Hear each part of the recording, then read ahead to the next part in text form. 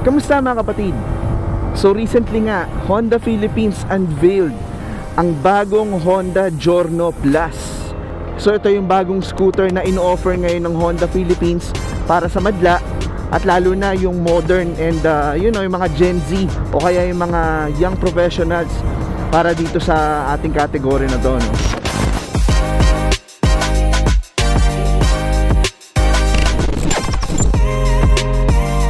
Alright mga kapatid, and yun nga, finally Honda Philippines nilaunch na rito sa ating bansa ang Honda Giorno Plus. Personally, hindi ko na-expect na ilo-launch nila early this year itong Giorno Plus, and hindi ko in-expect na Giorno Plus yung dadali nila dito, no? But anyway, nagkaroon ng media launch itong Honda Philippines. So lahat ng mga motovloggers o karamihan man ng mga sikat na motovloggers is nandoon, and kinover ito, including us, no? And ayun, maganda yung naging launch ng Honda Philippines dito sa bagong Honda Giorno Plus. So pag-usapan lang natin, no, dahil gusto ko lang ma-share sa inyo kung ano nga ba yung category na pumapasok ito at ano nga ba yung mga bago at bakit ni-launch ng Honda Philippines itong Giorno Plus dito sa ating bansa, no? So ang main feature nito, syempre, grabe yung engine, talagang nabilib ako.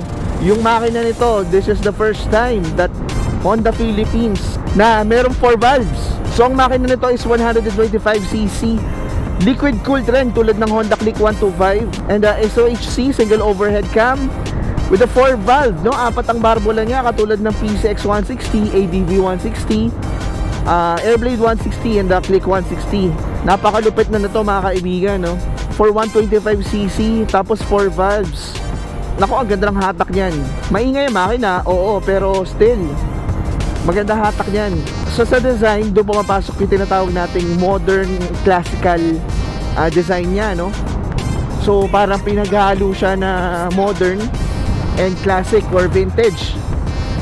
Just like, para sa akin, just like Yamaha Mio Fazio. Maganda yung mga ganitong addition para sa scooter category. Kasi, for me, hindi mo na necessarily kailangan pang bumili ng mga vintage scooters like mga Vespa, diba, na more than 200,000 pesos. Ito, for sub 100,000 pesos, makakabili ka na ng 125cc na classic and at the same time modern dahil do sa features niya, which is good, which is very good para sa ating mga consumers. Other specs, meron tayong 5.4 liters na fuel capacity. Maganda sa kanya, nasa harapan ng kanyang fuel tank. Hindi mo na kailangang tumayo para buksan sa likod yung gas tank, no? Tapos sa U-Box niya, meron tayong 30 liters tulad ng PCX 160. Ang galing! Paano kaya nilalagay yun, yung 30 liters na ganun kalang capacity in a small or rather say a compact scooter, no? Galing ng Honda. Tapos for tire size, ito maganda sa kanya, tire size niya same size ng harap at ng likod. Meron tayong 100 by 90, 100 by 90, then both 12-inch tubeless tires. Sa harap meron tayong single front disc with single Nissan pot caliper, and then sa likod meron tayong drum brake. Then other features, ganun din, ang headlight LED na rin. Maganda yung turn signals niya, nasa may baba na. Tapos meron din itong side stand kill switch. Then yung kanyang seat height, medyo may kataasan, around 780mm. Mas mataas pa siya ng konti sa PCX. Pero maganda sa kanya, mataas yung ground clearance niya. Ang ground clearance niya is 155mm. Galing. Tapos ang bigat niya lang is 116 kilograms dry weight, which is para sa akin maganda na yung kanyang center of gravity, dahil dun din sa additional factor na nasa harap ang kanyang fuel tank. Ang galing nga kasi kahit na ba nasa harap ang kanyang fuel tank, meron pa rin itong step through board o gulay board para additional na storage, diba, para sa atin, which is makakalagay ka na ng mas malalaking item sa harap, and at the same time nasa harap yung gas tank, which is maganda talaga yung balanse ng motorsiklo kapag umaandar na. Meron na rin itong ACG starter tulad ng ibang mga Honda Click variants, which is tahimik na yung starting niya, no? Dito yung electric start niya. Tapos syempre matik yan, PGM-FI or fuel injected na rin siya, with an engine oil of 0.9 liters or 900 ml lamang. Other specs include compression ratio is 11.5:1.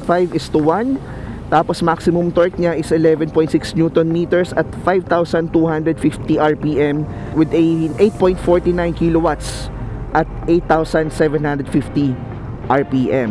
So all that power in a 125cc 4-valve engine, ay panalo to. Ngayon ang kanyang SRP or standard retailing price is 101,900 pesos. For 125cc, yes, medyo meron siyang kataasan. Pero i-consider natin na meron na itong 4 valves. Hindi lang siya 2 valve na katulad ng ibang 125cc. Meron tayong mga ibang competitors na 125cc, 2 valves nga, pero naglalaro yung presyo ng around 90,000.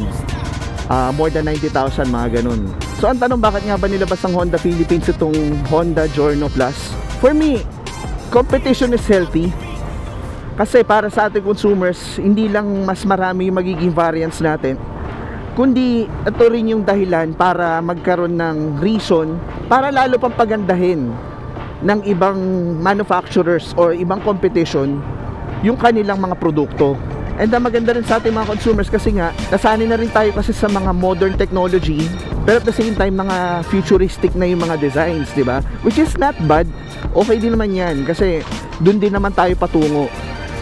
Pero maganda na binibigyan tayo ng Honda Philippines, Yamaha Philippines o kahit Kymco. Matagal nang ginagawa ng Kymco yan na naglalabas sa mga classical or vintage style na scooters, na meron tayong ganyang option. Siyempre para at least mabalik din sa atin, no? Ito yung ma-remind sa atin na ito yung design dati ng mga motorsiklo eh. In-incorporate lang ng mga modern technologies para sa ating consumers. So meron tayong best of both worlds, diba? Marami tayong option, pagpipilian. Kung gusto mo ng modern, gusto mo ng classic, meron at meron tayo niyan.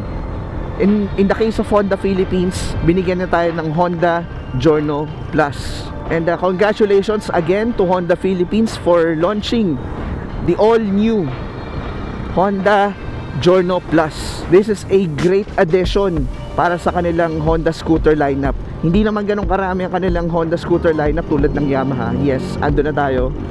Pero merong reason kung bakit sila yung #1 best-selling motorcycle dito sa Pilipinas.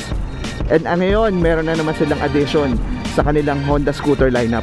And then again, if you enjoyed watching this video, please like, share, and comment down below. At kung bago ka sa akin channel, subscribe ka na rin kapatid. And hit that notification bell icon para palagi kang updated sa mga upcoming videos ko. Hanggang dito na lang. Ride safe!